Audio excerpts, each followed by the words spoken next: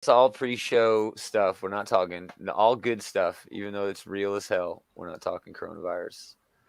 It's the pre-show. We're live. It's the pre-show. I'm sharing the show around. Share the show around. We're all going to be talking about all coronavirus kinds of stuff. No, that's not great stuff. We're going to be talking about all kinds of cool stuff. There's not much news, but man, we watched Suicide Squad. That's going to be a blast. Dope.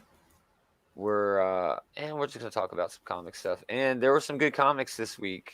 I'm still sharing the show. Oh yeah. So talk amongst yourselves. Talk amongst ourselves. What do you guys want us to talk about?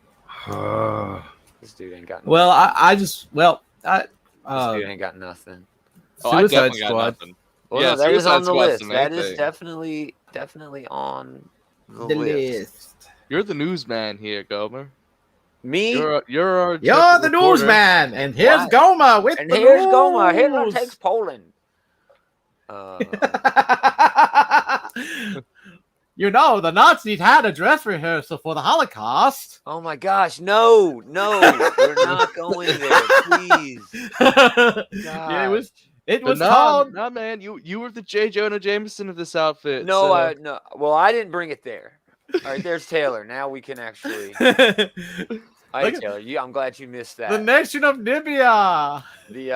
I'm glad I missed it too. Now. Yeah, we're in the pre-show. Let's go, Taylor.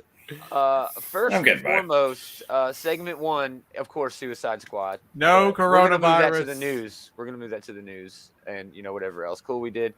There's a Fantastic Four anniversary announced. That's pretty cool. Marvel's done it before, but it's pretty cool. We're gonna get some Inferno hype. What if hype? For sure.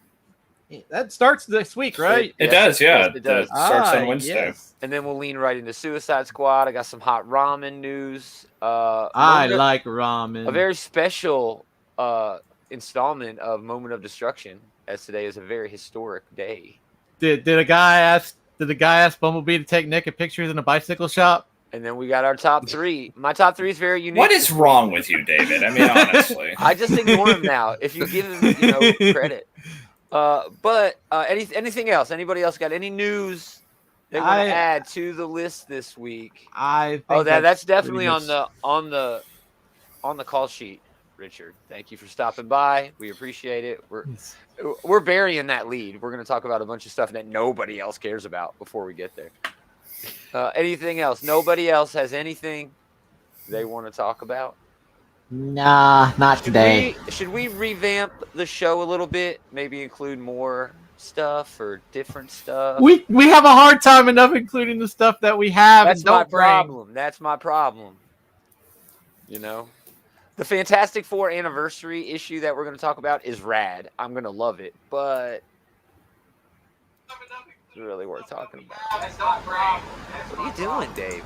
I thought I turned on. I was doing the Twitter thing, and I thought I had turned off the mute. I thought I turned on the mute on the other computer.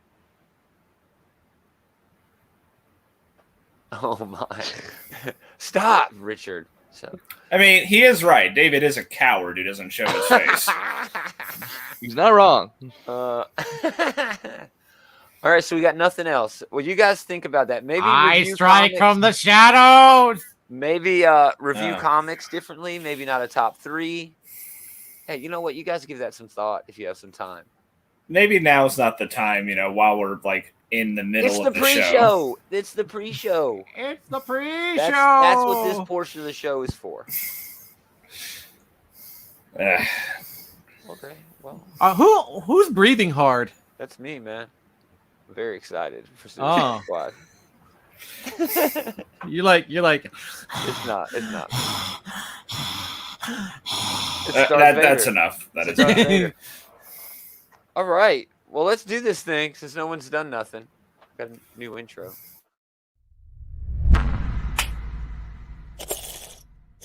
Mm-hmm. I turned off my mute. Knock, knock. Who's there? Not funny. Go fuck yourselves. What was that, like the Dark Blues Brothers? No, that was Catch Me If You Can. Let's Catch Me If You Can. Oh, Fantastic movie. Yeah, it's pretty good. One of my faves. It is a great movie. really love videos.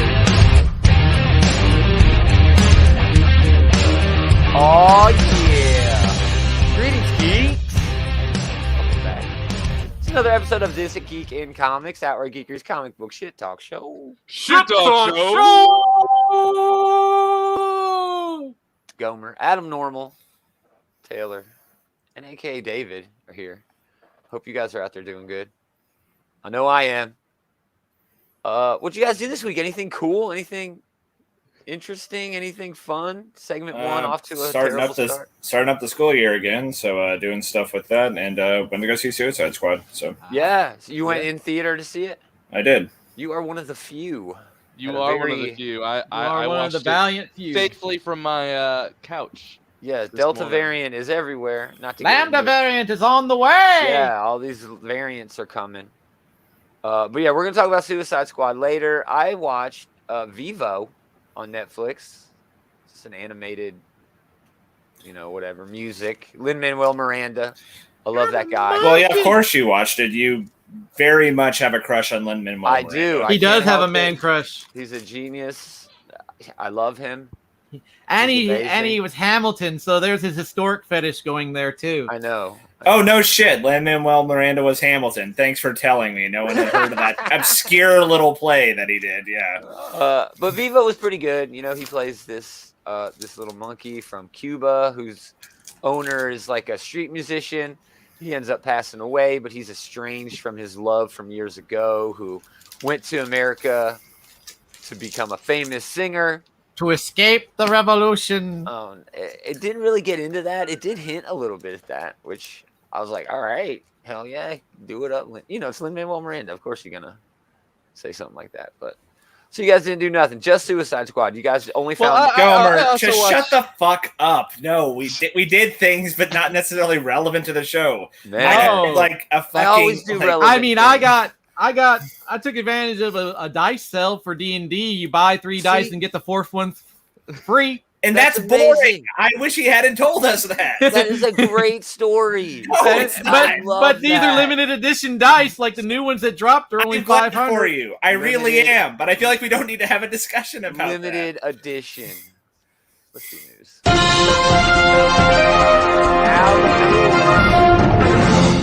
Jalapeno jelly.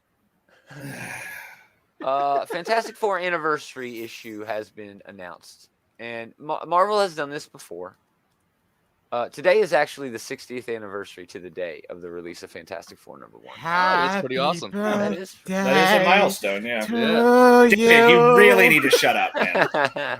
I am not kidding. You have got to stop. In November, they're doing an anniversary issue. It's sort of like a redo of the very first issue. With every page from that cover right there. With the prestigious format. No prestige format. What did they do this for? I think they did it for Giant Size X-Men or one of those books. But it's going to have like 24 different artists. It's like, since now that Disney has the rights to the Fantastic Four, so now we're going to promote the hell out of it. Well, and it's true. It's also the 60th anniversary, so you figured. Well, the 50th anniversary was a thing too. They didn't make a big deal. That actually seems a little bit of a bigger milestone than 60. They didn't have the movie rights. Yeah, they didn't have the movie rights. I'm not leaning into the conspiracy theory, but lean into the conspiracy theory. Lean into it. Were those both part of the same package there? The wedding of Reed and Sue and the first issue there? Yeah, here.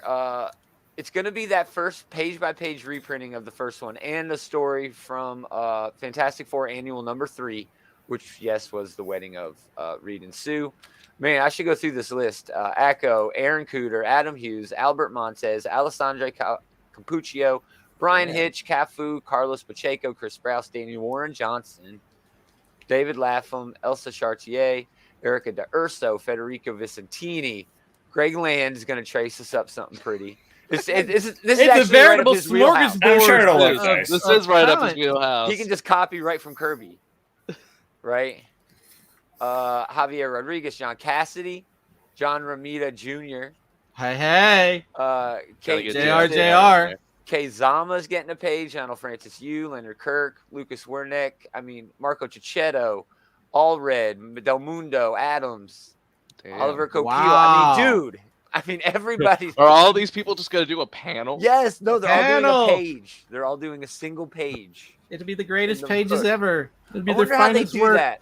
I wonder how they divvy out the pages. I wonder if the editor's just like, okay, I need Simone DeMeo is doing a page. I need Simone DeMeo to do this page.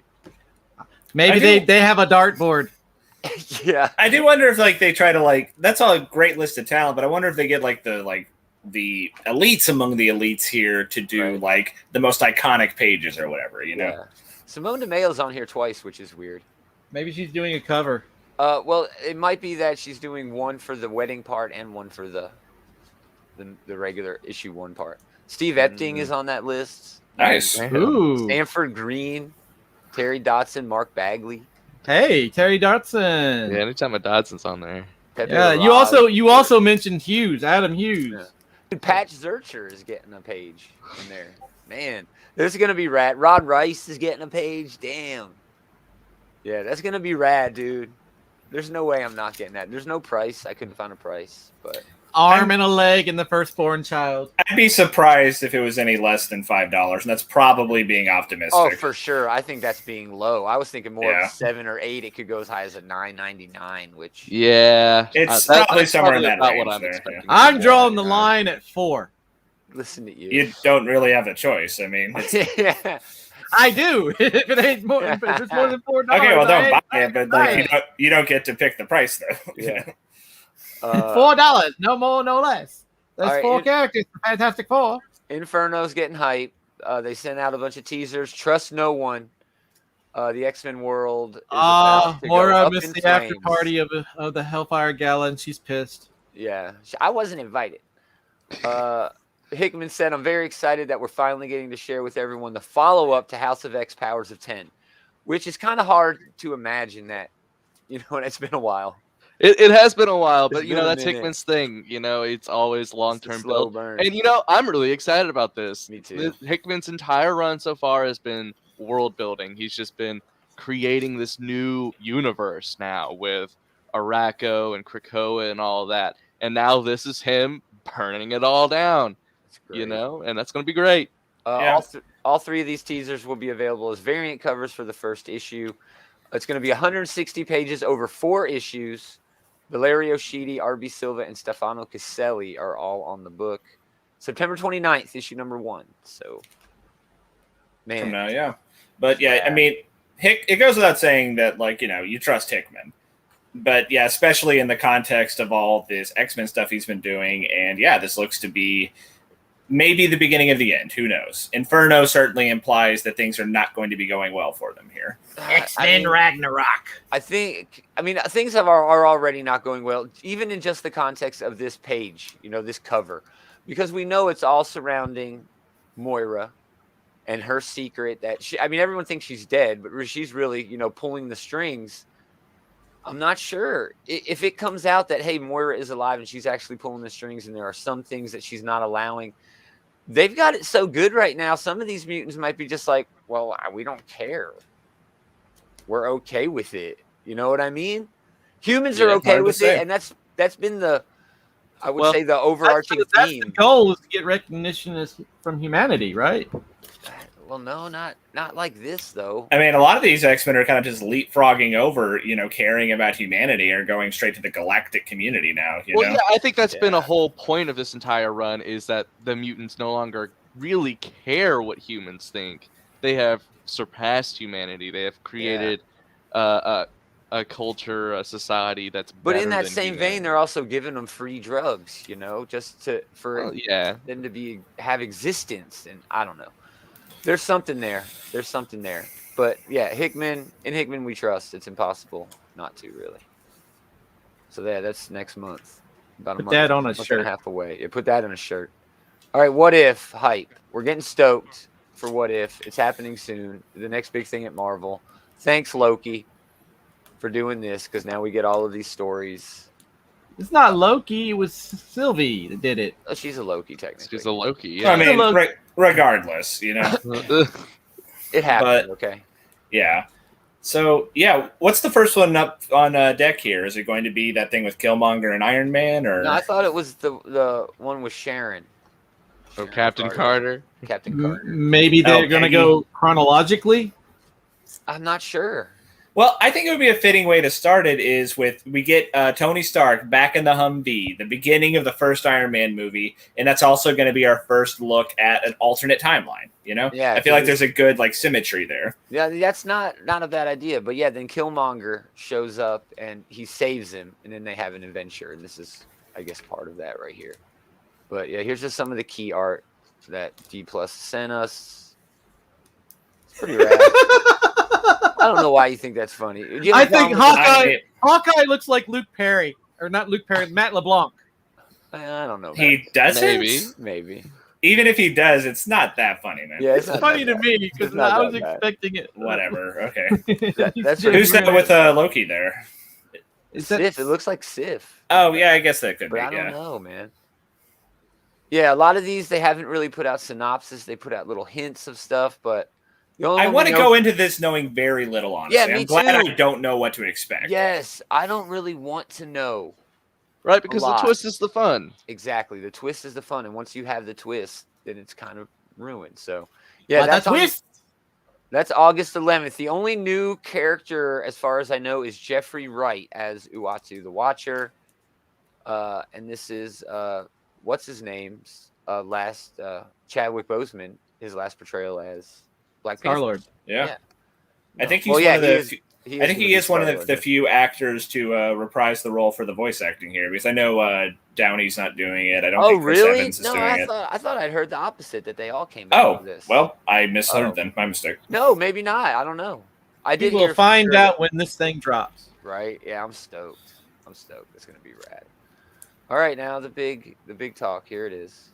The team, the Suicide Squad. Oh yeah, this was awesome. Yeah, this was very good. Go ahead. Whoever wants to. This is probably the best entry in the DC cinematic universe. It's a contender for sure. What else would you put up there? Shazam? I like Shazam. Shazam was pretty good. I thought Shazam was probably better than Batman v Superman. No, Batman. Oh, of course it was. I mean, everything's better than Batman v Superman. So what? I mean, the first Wonder Woman movie. I mean, the first Wonder Woman movie would probably be the best in the DC cinematic movie, and then this would definitely be in a top 3. For me, the top 3 are this, Shazam, and I actually did like Birds of Prey from last year, so maybe I'm in the minority on that one. Birds of Prey was good, but I have a real soft spot for Aquaman. That movie is dumb. It is the stupidest movie, but I would put Aquaman higher up than Batman versus Superman. Dude. Yeah. I don't know. You're preaching to the choir here, man. None of us like Batman versus Superman. Yeah, I don't mind Batman versus Superman for what it tried to do, but it didn't. Execution is always more important than your grand plans. But this movie was awesome. You know, I think Gomer, you said it. You said people were calling this stupid Watchmen. I completely agree. Yeah, and it was exactly what I wanted it to be. I mean, this movie pulled off Starro the Conqueror. Yes. Yeah. Somewhat expectedly, too. You could also see it as kind of like a meaner Guardians of the Galaxy. You know? Sure. Or a much dirtier Avengers. It's more like Guardians to me because like the focus is on these damaged people and all of them having this surprising depth to them. Fuck you, Gomer. You knew it was coming. Yeah. The found family. Okay, yeah. This definitely pulls off the found family thing way better than the first Suicide Squad movie did. But that's damning it with faint praise. And man, this movie constantly gave that first movie the middle finger. Yeah. This movie makes you forget there is a first movie. No, it doesn't. It actively makes you remember it in the very beginning by giving you Captain Boomerang, and then it kills them off. That was a good touch. Like I think that was a smart way to do it because like it establishes that like just because they're a returning character doesn't mean they're safe. You know? Yeah. And honestly, I think it was a good touch too because you know it killed off all of those characters in the beginning, but after that, it was actually a real long time before the next squad member was killed. It wasn't until it got really into the third act, storming the building, that anybody else really died. Yo time. Yeah. Yeah. I guess, the gap, well, spoilers here. The gap between the opening scene, I think it wasn't until Rick Flag gets killed that someone dies again, right? Yeah. From the squad. Mateo! Did you catch can't forget Milton. Did you count? Poor Milton. That was really. I like the way they handled that. We're like, wait, Milton was here? Why? Yeah. Because like I remember thinking that when they're like marching in the building and Milton's part of the squad. I'm like, why is Milton here? I didn't even know his name at the time. Like, why is the bus driver guy going with them? And I love how they actually acknowledge that in the movie. You know? Yeah. Did you catch the? You were talking about when Flag gets murdered. His joke about joking, because Peacemaker was originally I guess the idea behind, at least in part, comedian from Watchmen. That's true. Yeah. Yeah. So, I didn't make that connection, but yeah, that's pretty clever. Leroy made that connection, so I'm just stealing his good shit. So, man, I love this. I think this is by far DC's best movie. I think the only other argument would be Shazam, possibly Wonder Woman, although Wonder Woman for me is just Captain America, you know. I'm kind of with you on that one, but this one is definitely the most fun I've had watching. That's in my notes, dude. This DC was movie. So much fun, but I got this unique hot take. It's all about systemic victimization caused by an unfair and corrupt system. There was no one in here who was not a victim, even Peacemaker. You know, Starro definitely. Oh, yeah. 30 years this guy's been torturing me. The only motherfucking person in here who isn't a victim is Waller, and she got it. She ended up getting her ass kicked, and I loved it. It was great. Before Harley gets locked up. Still in charge in the end, though. That scene, dude, felt so out of place. Okay, that's my big complaint about this movie. My big complaint about this movie is that it kind of felt like it had a mini Harley Quinn movie in the middle of it that didn't really connect to the rest of it. It did only in the context of a systemic victimization theme. And that's the only reason I have this picture in here, is because that's, you know, what it made me convinced that it was. Because then she had this moment before. She's like, oh, this is so great. This is so great. That's us. That's the audience saying, oh, man, this movie is so great. It's so awesome. But once you really get to know it, you're going to murder it, and it's going to lock you up, and then you're going to have to dig your way out. Because, yeah, dude, and I think the thing that sold it for me was when we finally figure out Polka Dot Man's thing. Dude, not only is Polka Dot Man the most disturbed character, but he is by far the most powerful character.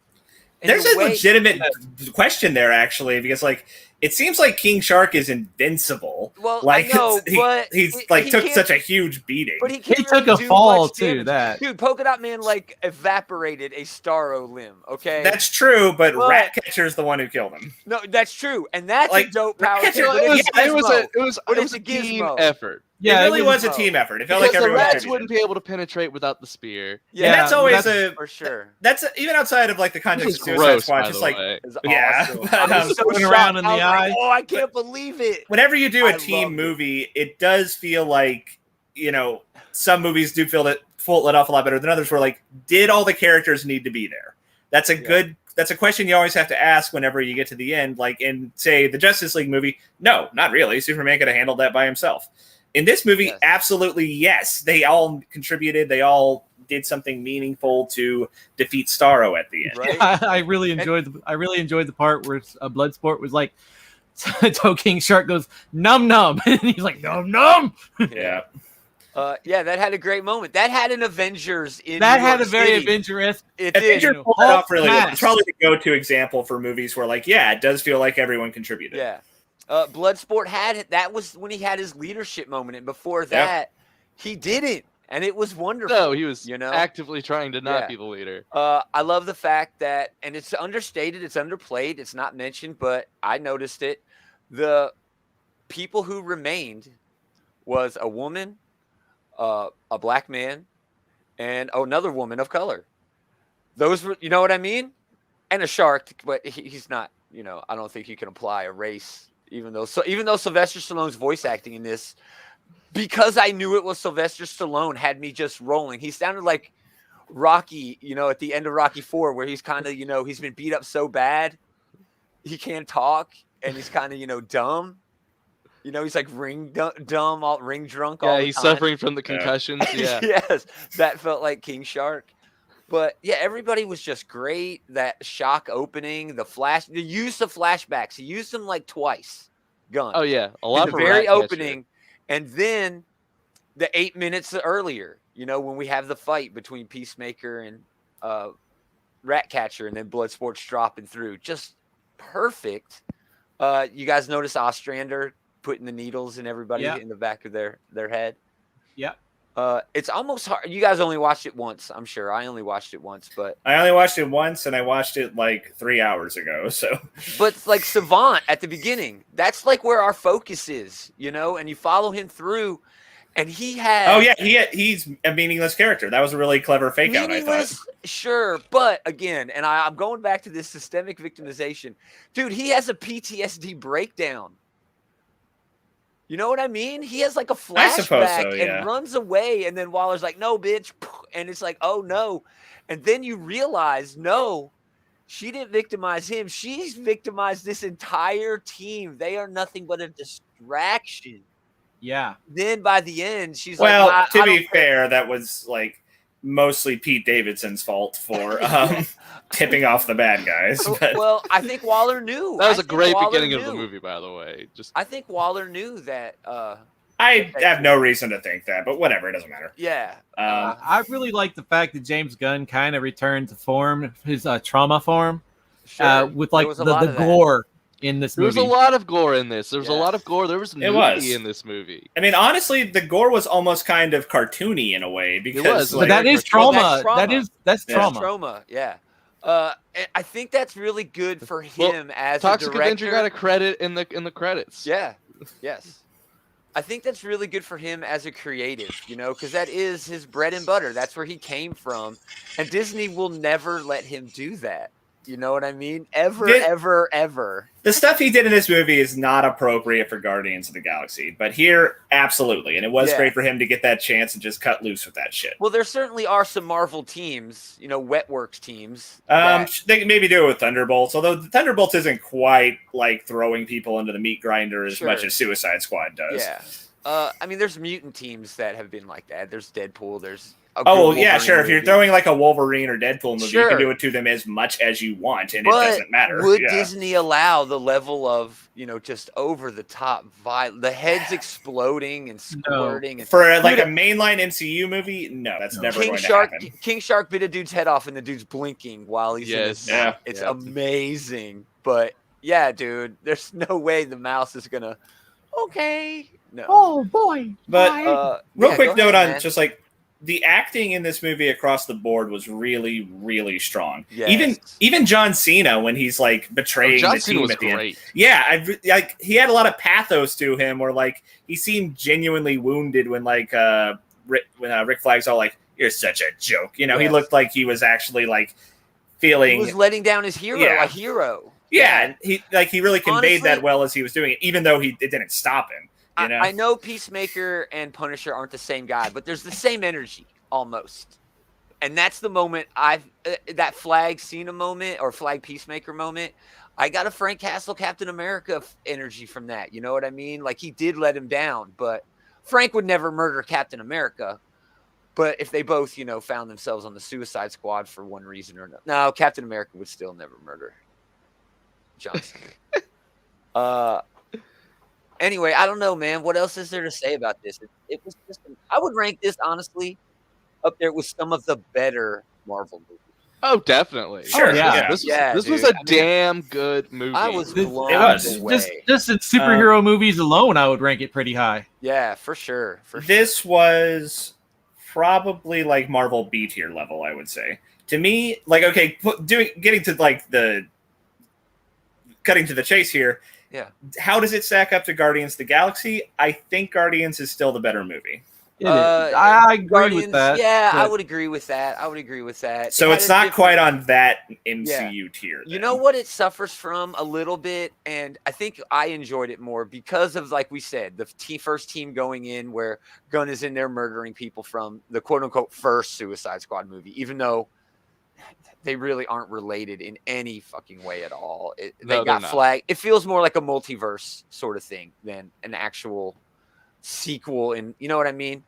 But I think that almost hurt the movie because Gunn put that stuff in there. if the first Suicide Squad movie didn't exist, Gunn, I think maybe would have taken a different approach. It may have been the same outcome and even the same sort of stuff, but well, yeah, and that might be why the Harley stuff felt so separated from everything else. Because he had to put Harley in. Yes, because that was the only thing from the first Suicide Squad movie that worked. Yeah. And her violent scene anyway, the one after she murders that dude, and that becomes animation. That becomes animation. Yeah. Oh man, I think that was like a proverbial middle finger to Disney in a way. When you watch it, you have like birds and stuff tweeting, like little birds and everything playing around. They got great hot takes. I mean, I'm not leaning into those at all, but man, those are great hot takes. I mean, maybe, but yeah, it was definitely the most stylized scene in the movie. And and another thing worth pointing out is that once again, James Gunn's soundtrack choices were spot on. That scene in particular did really good. Yes, yeah. Just the overall movie, A+, man.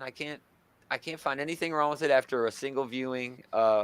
We are getting a Peacemaker show, which is I'm excited for this now. Let's talk about this a little bit. What do we think this means? All right, this is obviously going to be in the same quote-unquote universe, because that's what you say now, because Marvel has basically created the game, and everybody else is just not really. They popularized the game. The game's been around before. But isn't that what this is? It's obviously in the same universe. It's the same actor. Yes, I mean it was the after credit scene. I'm just saying Marvel was taking us to this show on HBO Max, establishing it. Yes. So I don't know, man. Everything hinges on the Flash movie, right? I mean, as always, could it be cool? Sure, yeah. Do I think it will be? I don't have a lot of reason to think that. They pulled off this movie and was really good. I hope this show is pretty good. But, so far, there's been a lot more valleys than peaks for the DCEU. Yeah. I don't know. I have faith in John Cena's performance alone. That that'll be great. Will at least be entertaining to watch. Yeah, 100%. But, again, I've said this before. I don't think there really is a DCEU. These movies are kind of connected with a Snyderverse, but it really feels like DC just has so many things screen-wise. I mean, you were just talking about how this movie was basically going out of its way to dunk on the first Suicide Squad movie. And you remember that scene in Shazam where, the kid's, playing with his Batman and Superman action figures, oh, fuck these, and, goes and watches Shazam. Yeah. That's probably them dunking on Batman versus Superman. So it's hard to say that they have a cohesive universe when they are actively sticking the middle finger up at their own movies, seemingly, Exactly. And you look at the process that Marvel took, for example, right?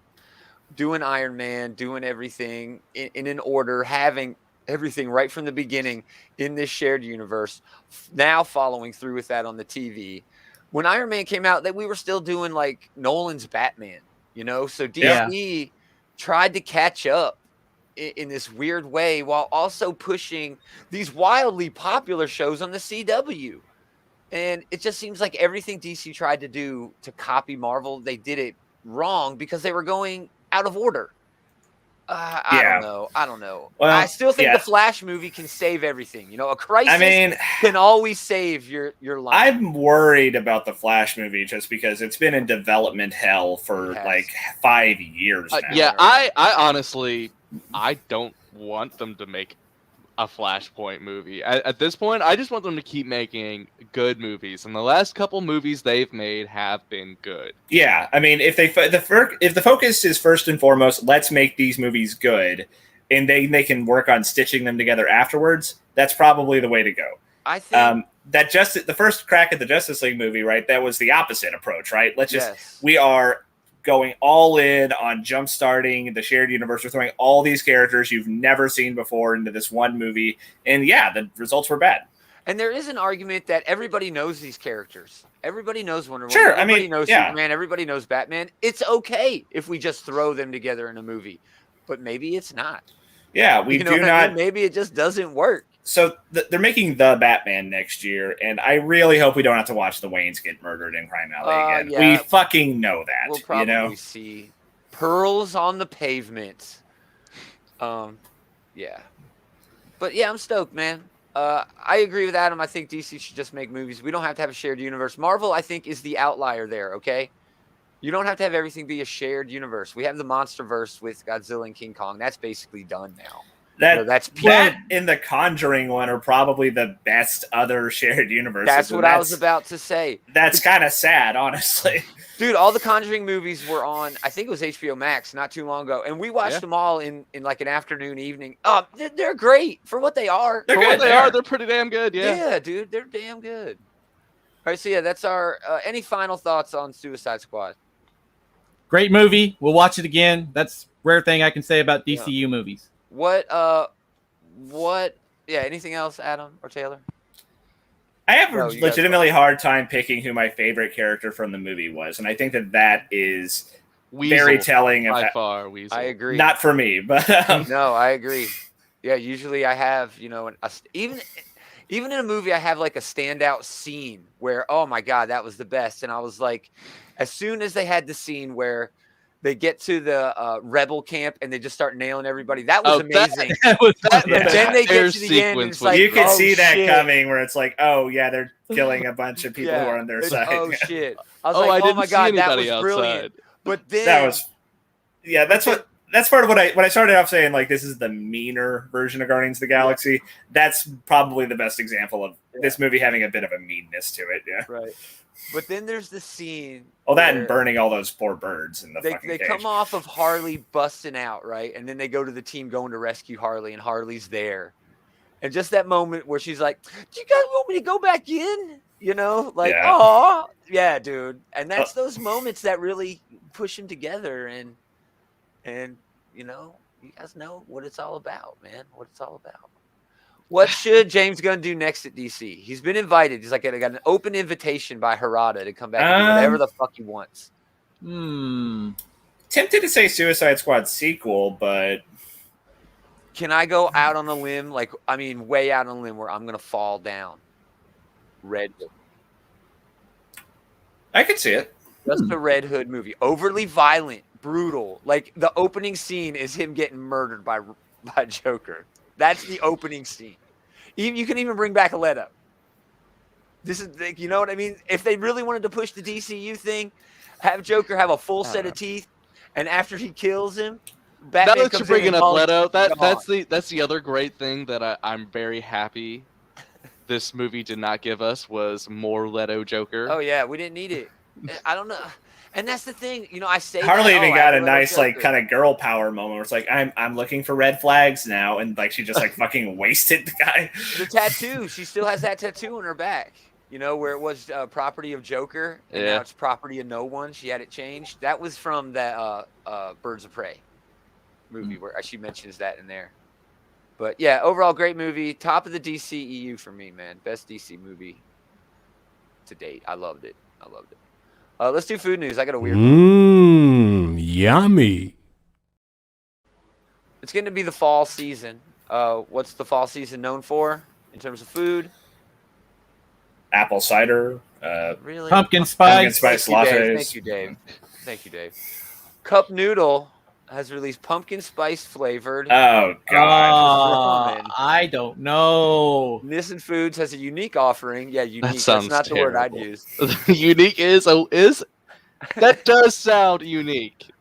That is the kindest way to describe this. Yes. As part of its 50th anniversary, a limited edition pumpkin spice flavor cup noodles, ramen noodles is made with a special pumpkin seasoning that delivers what the Gardena, California-based company describes as a blend of sweet, savory, and spice. Man, can you just imagine removing that lid right after you pull it out of the microwave and just that initial whiff of pumpkin spice fumes that just come out of that thing? Kind of like got like that like ramen noodle smell like mixed in with it too. Yeah, that's awful. Wait. That is truly awful. Available exclusively at Walmart in late October.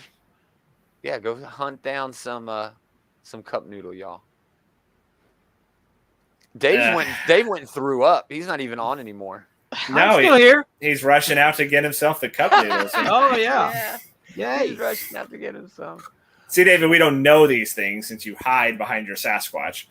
Let's do some. It's great. There were some scientists. It's a great day for Jeff. I mentioned earlier that yesterday is the 60th anniversary of the release of Fantastic Four #1. Probably one of the, biggest moments in comics, Don't let us keep you up, Taylor. If you need a nap during Moment of Destruction, go ahead. We'll wake you up from top 3. But I apologize. My bad. Also on this day, August 8th, 1986, little boys all over the nation grew up in one fell moment. I know I was there.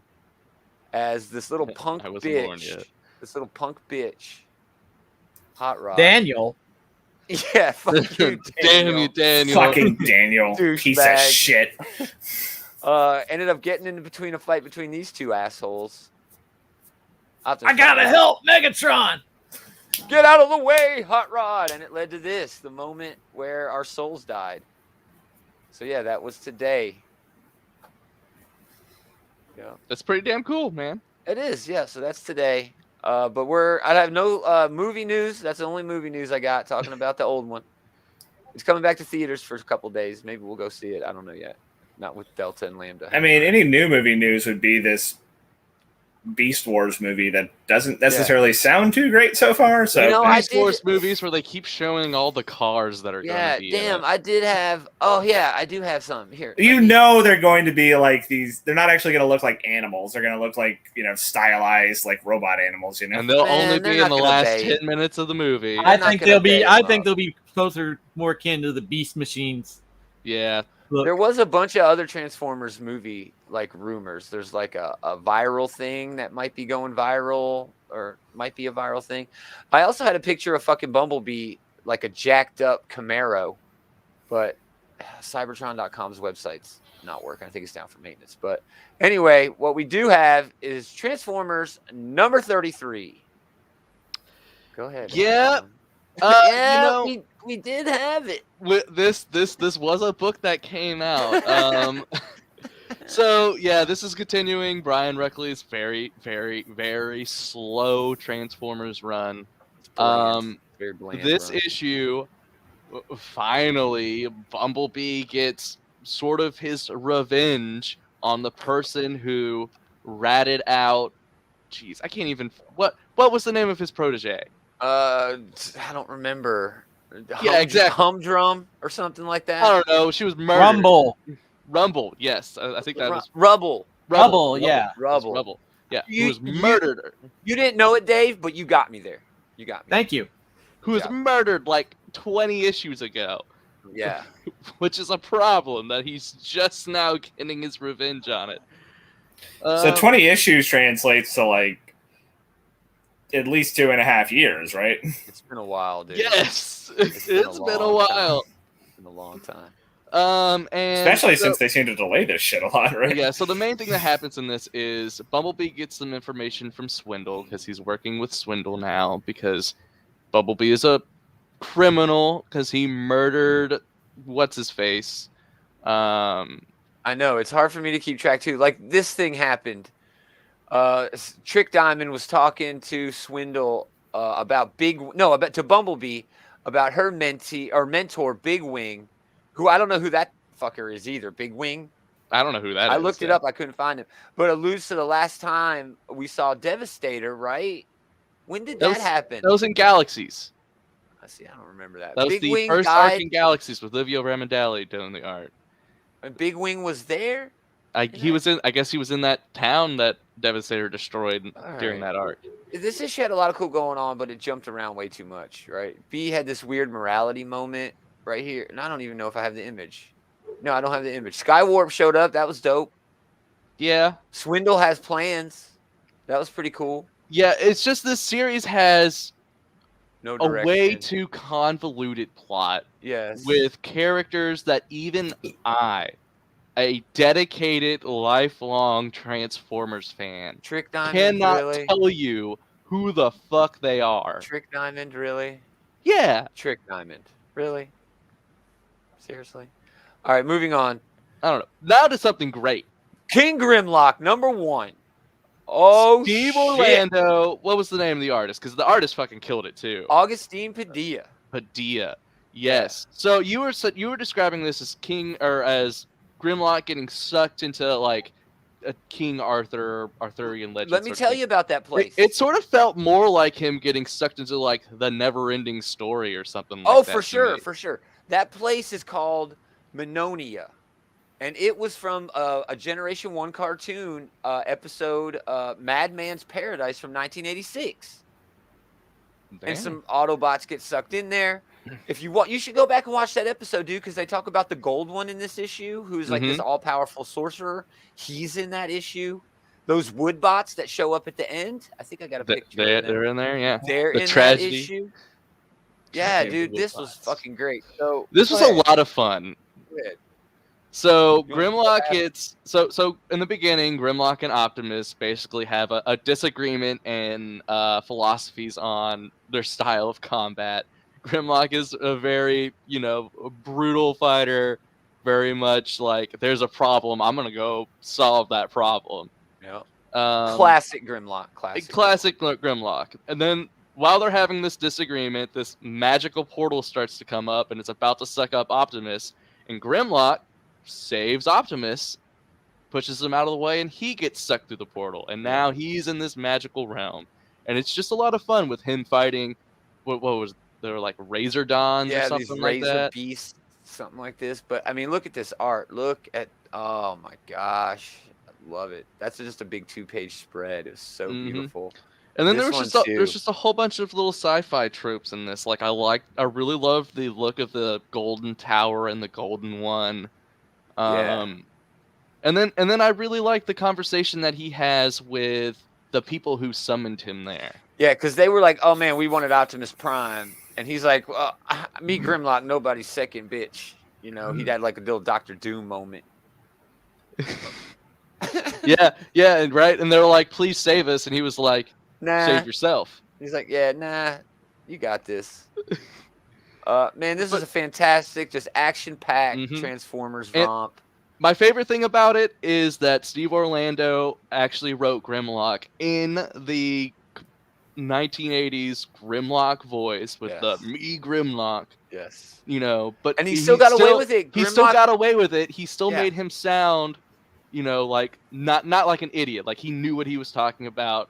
He had a real pathos to him. Yes. 100%. And that Minonia stuff, man, I remembered that episode, and that's what this book is doing. This is what we want the main book to do. This is what IDW's Phase 2 shit did. It took the familiar and updated it with a new story. And that's what we're getting here, and that's what we want. And I don't get it. I don't understand why all the books can't be this good. This was wonderful. Everyone should read it. Everyone should read this. It's fantastic. All right. Dave, you didn't read this? No, I didn't read it. Sorry. Let's do top 3.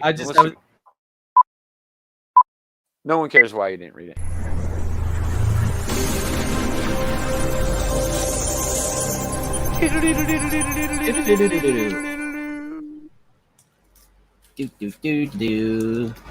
All right. Man, I don't know who. Taylor, do you want to go first this week? Have you gone first? Yeah, I can go first. Sure. Okay. All right. I'll start off with an honorable mention for Spirits of Vengeance Spirit Rider, #1. It was okay. Mostly for the artwork. The artwork was very good for me. The plot itself was very exposition heavy. Yeah. I feel like this was meant for people who not only didn't know who the Spirit Rider was, but also who didn't even know who Johnny Blaze was. So. Or even Doctor Strange to a weird extent. To an extent, yeah. I'm talking a lot about Doctor Strange in this. He's got a fucking movie. Yeah, but the art for this was really strong. Yes. Definitely worth checking out for that.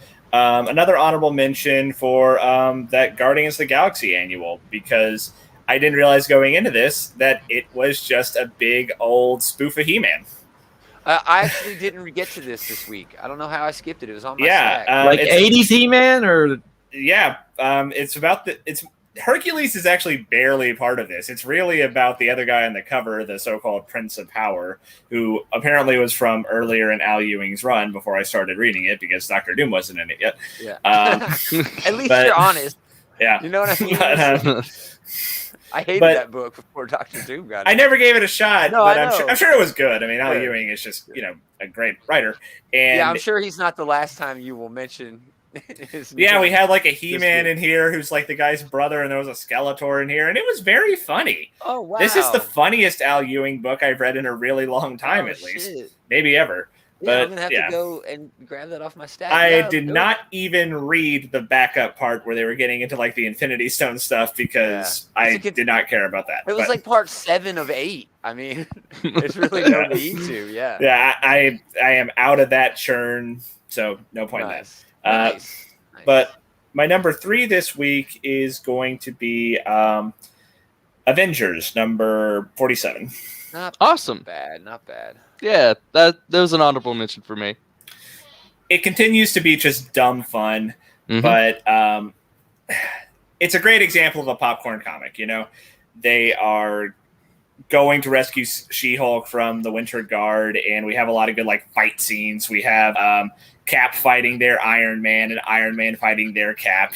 So like Jason Aaron knows how to smash action figures together. We have really ridiculous alternate costumes that they're wearing. I love those. Yeah, I love those camo suits or whatever they were wearing. I love those. This really is just all an exercise in Jason Aaron playing with his action figures and giving them like fun costumes to dress up in, and he's doing a great job with it. And they'll show up on the toy shelves eventually. And as we've I don't know.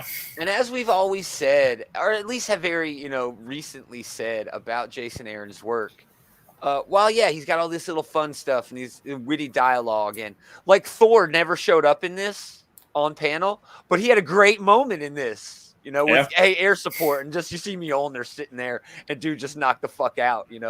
But while all this is going on, She-Hulk is being tortured in like the worst way possible.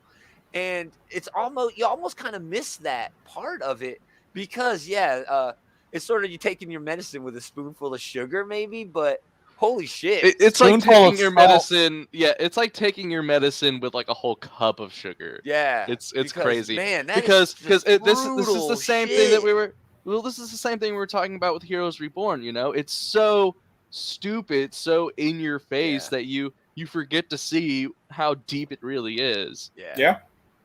Yeah, great issue. And I also enjoy it. It looks like Aaron is starting to wrap some things up. The Winter Guard looks like it's done with after this issue. Yeah, Red Widow is still around, but I mean, he's got a lot to get to, though, man. It does seem like we're on like the trailing end of the arcs now instead of like continuing to ratchet things. He's still ratcheting up other things. Like he still hasn't gotten to like this fucking like Mephisto council that's down. Mephisto council. Something to do with all the vampire shit. 1 million. Still the vampire shit. 1 million BC Avengers. He's still got to get back to them, doesn't he? But I do think that Adam is right that at least with the Winter Guard, we are starting to see him tie up some loose ends. Don't even get me started on the BC Avengers. Echo's gonna be Phoenix when he's done with his run. I mean, it could happen. I have no idea. I mean, Phoenix is more of an X-Men thing, the Avengers thing. So I'm sure some X-Men writer will decide who the Phoenix is in the future. Right. All right, my turn. I will give a shout out to Suicide Squad. Get Joker number 1. I wasn't going to get this, but I realized that the Puzzle Box book was actually a digital first, and all those issues are already available on Comixology if you wanted them. Cool. But I did want to give my actual shout out for honorable mention, and I can almost guarantee you this is on Dave's list if he read the book. Lucky Devil number 1. Cullen Bunn and Fran Gallen. It had this like Me, Myself, and Irene energy. We talked about it on previews. This is the dude who gets possessed by a demon, gets exorcised, and the demon leaves, but the powers stay. Yeah. He almost like manifested this demon himself. Like, great art. Look at that art. That's a big 2-page spread. But he's got this hot old lady. He's got but she treats him like shit. She cheats on him. He's got this terrible job. Just a terrible, shitty life. Everybody's just crapping all over him. And then this demon is like gets in, and he ends up, murdering his boss without getting caught, giving people curses with just all this great horror, art. Just very well done. Super. I loved it. The only reason it didn't make my top 3 is because everything was basically ruined by the solicit. You knew where everything was going. But the first issue was a pretty good setup. My number 3 is King Grimlock. Easy. We already talked about it. Fantastic. I was so happy to finally get a Transformer book that I could be proud of, and this was it, man. Anybody who's ever been a Transformers fan can pick this up because fuck it, it's Grimlock, and he's going into basically what's new territory for everybody. So, Grimlock kick butt. Yeah, and that's what it was, man. It was just Grimlock kicking a lot of ass. Big 2-page spreads. It felt like a Hulk book to me. You know, it had a lot of Hulk energy to it. Hulk, you got to have these big 2-page spreads, these big splashes, because he's a big character, and that's like Grimlock. He's a big guy. So yeah, that art would definitely be very appropriate for a Hulk book for sure. Awesome. Yep, that's my number 3, Adam. Alrighty. Most of your books have been mentioned, I think. Go ahead. So I got a couple honorable mentions. First, Swamp Thing number 6. Nice. So also in my honorable mentions. Nice. Yeah. Nice. Mostly because it has just great art. Mike Perkins' art is fantastic. There's a lot of some cool body horror art in here. Oh yeah. But the story was just okay. Swamp Thing got blown up last issue, so this is just him coming back together slowly while thinking about shit. Yeah, those are sometimes some of the best issues. Yeah, it's almost like a prose kind of exactly. thing they're able to do. And there's a lot of flashbacks and stuff nice. in it. And then my other honorable mention is Green Lantern number 5. My main complaint with this series is that I like the backup more than the main story, and this issue actually fixed that. It flipped it around. It made the backup the main story, and the main story the backup. If only they would do that to Bendis. Right. His ass.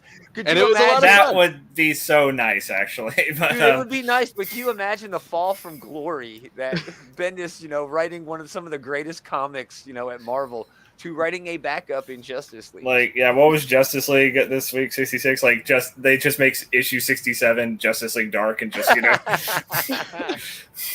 I reckon Green Lantern was a lot of fun. I really liked it. It was a lot of fun. It was just Teen Lantern blowing shit up on New Korrigar. I mean, fun. Green Lantern, like, one of the great strengths of the character is like these fun, like, construct fights you can have, and like this kind of had like Kyle Rayner's energy, where she's coming up with a lot of neat, inventive, avatars to fight. A lot of her constructs were she's a troubled teen who doesn't have a lot of parental figures, and so all of her avatars are people who she has seen as parental figures throughout her life. Yeah. Yes. That's cool. That's fun. But my actual number 3 is X-Men number 2. This is my number 2. With Gary Dugan, Pepe Larraz, great art. The only reason why it's not higher on my list is because I literally just read this exact same story in Nick Spencer's Spider-Man, with people gambling on doing shit on Earth. But other than that, it was a lot of fun. Great art, great watching the X-Men work together to defeat the Annihilation That was Wave. my favorite part, how everybody worked together to do different shit. I hope that's a theme. Yeah. That has been a theme throughout all of the X-Men stuff, especially New Mutants, all the synergy, the circuitry stuff with it. And they definitely put it on the line. This is a great team actually doing shit. And that art, man. Oh, great God, art. That art.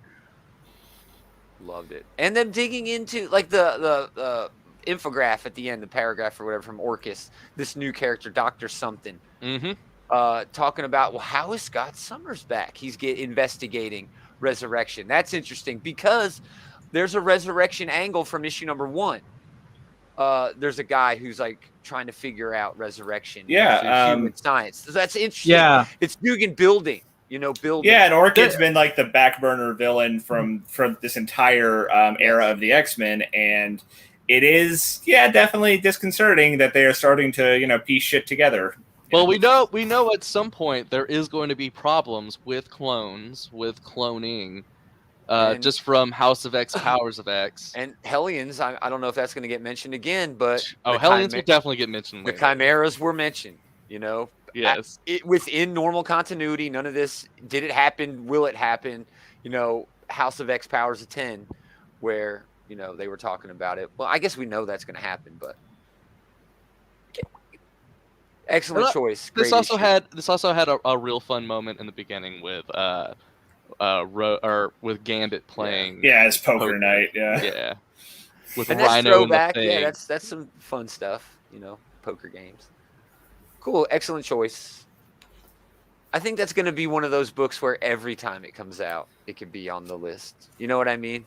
I bet so, yeah. It's well, as long as it keeps those artist teams, man, it looks great. Yeah. I am probably more guilty than anybody else here of keeping the same books on my list over. It's gonna. I'm assuming it's going to happen again this episode. I'm assuming. Immortal Hulk number 49 is my number one. Yes. Good night, everybody. We already know Taylor's top 3. We already knew that. Yeah. All right. No need to be coy about it. Yeah. We're up to your honorable mentions at number 3. Okay. How many honorable mentions do you have? Let's keep it on. You already mentioned Lucky Devil. That was great, wasn't it? Yes, it was very good. I liked it. I'm wanting to see how it goes. Yeah. Adam mentioned Swamp Thing number 6. Nice. So the only other honorable mention I have is a book from Bad Idea called Passive Aggressive. Oh yeah, I didn't read this. It was kind of like a surprise book. It's one of these Final 5 books that they were talking about. Yeah. It's got Matt Kent and David Lapham on it. Nice. It's essentially it's a black and white book, but essentially it's a Batman-like character who gets his fortune stolen, and he goes on a rampage to get it back from a hacker in Russia. Cool. Fun. That's a fun take. But it's got a lot of great sequential artwork in it. And he and it's just great. He's got his Alfred character who's named Lizzie, and he's like, "You didn't fuck me over, did you, Lizzie?" And she's like, "No, I know all your intimate secrets. Why would I want to do that?" But he lost $8 billion, and the bank is telling him, "Well, because of the amount of money, we're going to put your account on hold, and when you get you're covered for it and all that." It was just great. He's like, "Well, should have been diversified." Yeah, he got some Bitcoin in there. Yeah, crypto. But he finds the Russian hacker responsible for stealing his money, and as he's accessing the computer, he's like, "Holy cow! There's more than $8 billion in here." And he's like, "It'd be foolish to leave it here." Oh, he steals! Dude, awesome. But yeah, it was a very good book from Bad Idea. My number 3 book is actually Jenny Zero number 4. Oh, the wrap. The final issue, no, not the final issue, but we're getting there. Jenny Zero has encountered the Yoda-like character from the previous issue, who has given her the key she needs to control her powers. Fun. And so this issue is basically her fighting the advanced science police because they want to bring her in. Yeah, it's ASP is what they call themselves. But she ends up fighting a giant mecha that's like Ultraman, and she's like, "Oh, you tickle!" She's just beating the hell out of it. So this is kind of like a millennial fights kaiju. Yeah. But she's inherited the power to become a kaiju herself. Yeah. And the advanced science police people are after her because they figured out how to unlock the genetic code to incorporate these features into human beings. And so her ability to grow large is now a wanted. Oh, so now they hunt her. They're hunting her. Her ability to supersize herself is a wanted attribute they want to replicate. Dope. Good choice. That leaves Taylor for number 2. My number 2 was X-Men number 2. Oh yeah, that's right. Adam already did a great job describing it. I am really enjoying kind of like the team dynamic they have going on because these guys seem like they really click well. I especially like Sync being kind of like a switch hitter, going into the different roles as needed. But it's a lot of fun. And it's interesting that, again, like we said when Adam did it, how they're learning to use their powers together with synergy. I mean, that's literally what Sync and Jean were doing. They were training to use their powers together in synergy. And then she has the same sort of moment with Polaris, not only training, but learning, on the job learning, that, wow, Polaris, if she puts this thing over these dead folks, she can sort of keep their brainwave patterns going well enough where Jean can read off of them. Dude, that's amazing. That's actually that's pretty cool. Really creative sort of writing. And yeah, it was a great sort of moment. I don't know. Good choice. That's it. You're done with that one? We've talked about it enough, I think. Number 2 for me is The Me You Love in the Dark. This is also a book that David has on his list, I'm sure. Scotty Young, Jorge Corona. Fantastic opener for this weird horror story. The premise is an artist moves into a house in the middle of nowhere so she can try to get her creative juices, flowing. She's in a rut, re-spark her creativity. And she discovers that the house is haunted by a ghost or a spirit or something. And that ghost ends up sort of acting as her muse. And she gets, her power back. Her creative juices flowing. The book is special because the reader really isn't sure if there is actually a ghost. This lady just might be crazy. But great art, real deep art, a lot of work with the darks, and then just that shattering glass. Really great work by Jorge Corona. And Scotty Young is a great writer. So there you go. Cool. David's going to talk about that again in a minute. All right. Number 2. Number 2. Transformers King Grimlock #1, man. It was just a damn fun Transformers book. Not much more I can say about it. We already talked about it enough. It's so great. Hell yeah, man. I loved it. I hope it keeps up. I think it's a 6-issue miniseries. So, Dave, number 2.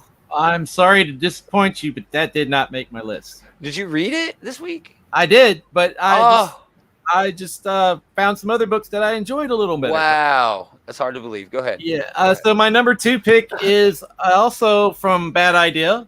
Ugh. It is The Lot number 2. And we delve deeper into the curse of this movie lot, and what exactly is going on. These people made this deal 50 years ago with this cult. They summoned a demon. The demon gave them everything they wanted, but they have to pay the price in either blood or love. Blood or love. And like so, that wrestler. Yeah, brother love, dude love, I guess. You. No, go ahead. But it's a very dark story. We are seeing how the curse can be broken. And that the director who filmed the curse is also very interested in perpetuating the curse and bringing other people in on the curse. We had a very brutal death where one of the people who's been alive for 50 years is essentially spontaneously combust. Nice. It's a very interesting, fun book. Yeah. Haunted movie lot. Cursed movie lot. Nice. I'm glad Bad Idea is going away. They're terrible. I don't think they're going away. Taylor. Immortal Hulk number 49. Everybody knew it was going to be. But penultimate issue. The penultimate issue, which means it is time to have a wide angle lens on the storytelling. Because, one of the things that's made this series such an amazing thing, maybe the best Hulk run ever, certainly a contender, is the way that it kind of deconstructs who the Hulk is as a character. And this issue did that particularly well. It's narrated beginning to end. There's no dialogue in it, actually, but it's narrated by this Jackie McGee character who was introduced all the way back in the first issue and is now along for the ride for the final confrontation here. She's a reporter, and it's basically like she was writing the story that... It really kind of gives a good highlight of how sad the Hulk is as a character, about how he kind of brings out not only the worst in himself, but the worst in everyone else. Like, he's always like being dragged into confrontations that he doesn't really want against people who don't really want to fight him even, Nice. The art continues to be really good. We get a lot of nice spreads of like Joe the Hulk. Bennett still on the art. Yeah, Joe Bennett with the Hulk duking it out with the Avengers. It is a great just kind of introspection on who the Hulk is, and who the Hulk's always been in a lot of ways. Nice. They get into like his past and like his inner turmoil and how that is like manifested as the Hulk in a lot of ways, But I'm really gonna miss this series when it's gone, and you guys can finally stop hearing me talk about it after one next more, month. and it's a big one. It's gonna apparently it's a quadruple size. Like, I mean, it could be like $20, and I'd still get it. But well, they know they got you by now. 50 issues in, they fucking got. That was probably the plan all along, right? Me specifically, get them hooked. Yes, we'll get that motherfucker for $10. Mission accomplished. But excellent choice. I mean, it's a run for the ages, and things are really kind of coming to a head here. It's really great. Marvel's winding down a lot of books. They got a lot of books winding up. You know, Moon Knight. We're getting that Kang mini, but yeah, it's sort of a change. You know, over the next couple of months to what's happening. I mean, X-Men is bound to change. You know, dramatically in the next few months. Well, so that's how comics work. It always cycles. It's true. We're always on the treadmill. My number one. Not All Robots. Number one. That's my number one as well. Nice. Mark Russell and Mike Deodato. This is from an interview with Mark Russell. What is Not All Robots? The pat answer is that it tells the story of a future when all jobs are held by sentient robots. So the powers that be deal with the fact that no human can get a job by assigning a robot to every human household to act as their breadwinner. Predictably, this creates a lot of resentment, both on the part of the humans who have to deal with this monster living in their house, and on the part of the robot who has to support the humans in its care. In a more abstract sense, it's a loose metaphor for toxic masculinity. Again, from Mark Russell, it's against reducing people and robots to their economic function.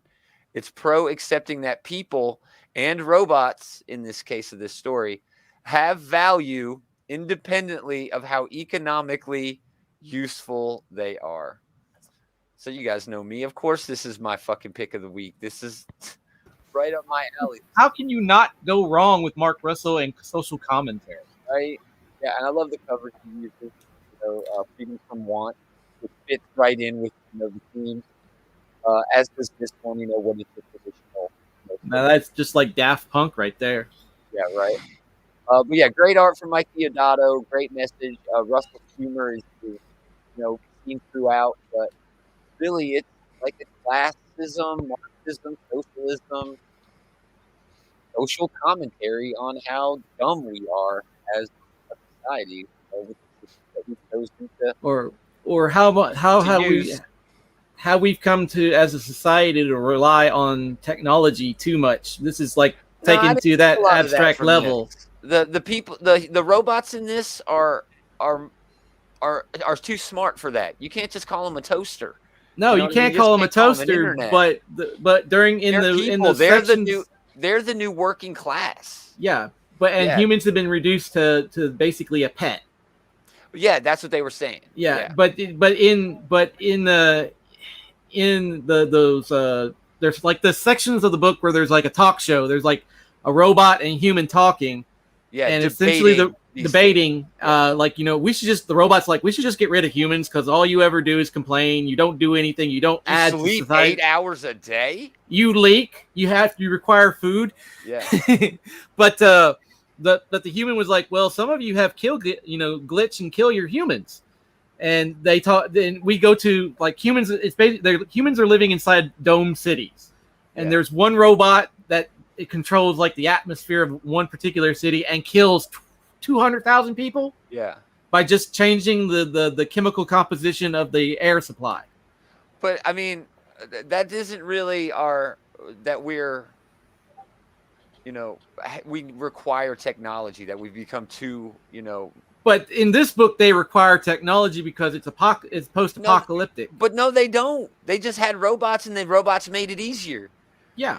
Yeah, for me, this is more. It didn't really have that impact. It didn't really feel like that's what they were talking about. It was more of the classism between the robots that we've had do our thing and how we gave away that responsibility. So now we're resentful. But really, both of y'all are crazy because what you've done is you've equated your life to how much economic value you can give to the overall system. It's pitting the system itself is pitting the robots against the humans. You know what I mean? Yeah. But that's why I quoted Mark Russell's interview, because I wanted it to be clear that Mark Russell read my mind.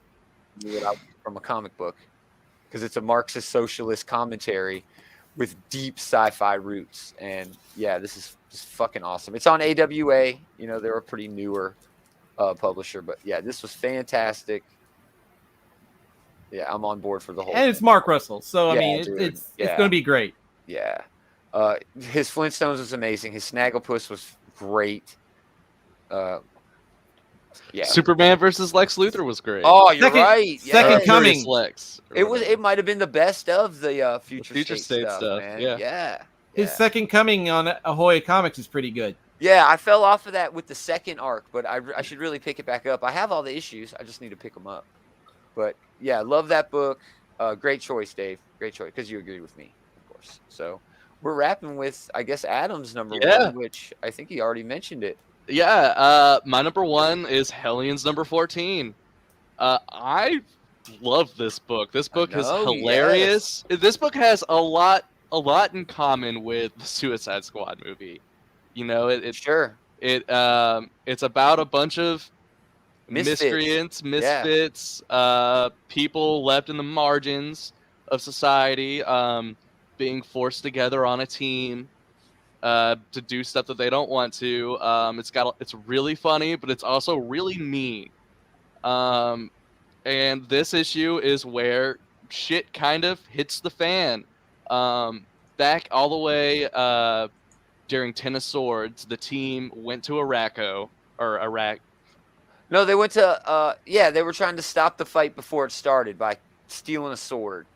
Right, but they went to Araco. Yeah. And they fought with Tarn, who was a member of the Iraqi council. But Tarn basically killed everybody on the team. But when that happened, a clone of Mr. Sinister was on that team, and he was captured by Tarn. But now that clone has led Tarn and his Locust Vile, who are those people who are crazy, ridiculous, overpowered creatures.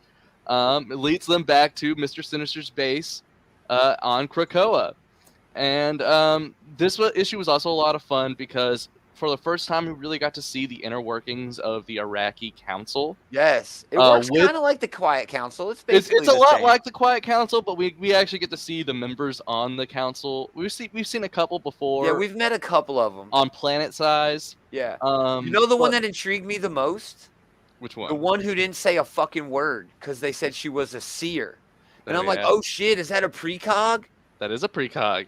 What? That's against the rules. They're not gonna like that. They're not gonna like that.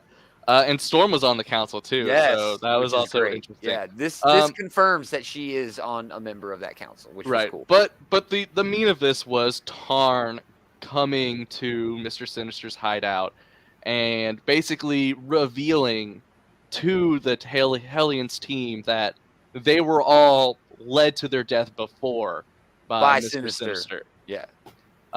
So what is Tarn's power exactly? His power is that he can psychic. No, he can manipulate DNA. So basically, he does what Mr. Sinister does, but he doesn't need the science to do it. He can just do it.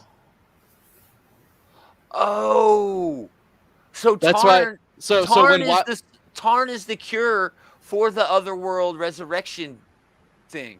Could be. Isn't that what he did to Wild Child? Isn't that what he did to Wild Child? Yeah, what he does to Wild Child is when Wild Child attacks him, he manipulates Wild Child's DNA and extracts the Iraqi DNA from it that he picked up when he was killed. That's awesome. See, I didn't pick up on that exactly. You know what I mean? Yeah. Tarn is just a dark reflection of Mr. Sinister, which is... It's kind of rad. It's kind of rad. Yeah. This also has the two Sinisters in it, the Sinister and the Sinister clone, just talking they make shit, up at the end. Just talking shit to each other the whole time, but then they make up in the end. It's and so dumb. Steppenwolf just really knows how to write Mr. Sinister. Yeah. But this is Tarn and his Locust Vile.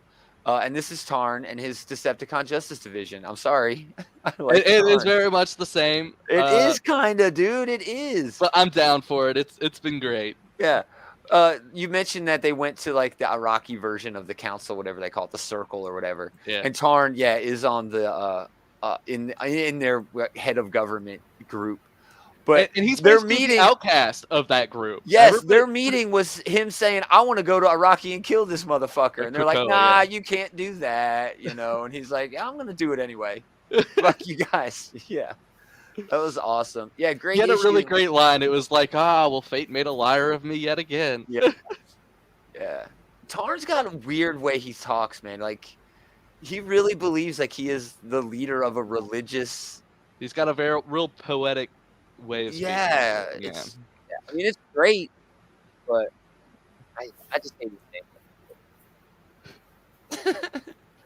All right, so that's it. Dave's number one was not all robots. I'm anxious to see where that book goes. The King Grimlock book. I'm anxious to see where it goes. Immortal Hulk coming to a wrap, coming to an end. X-Men still picking up steam. It was a great week, man. Are there any other books?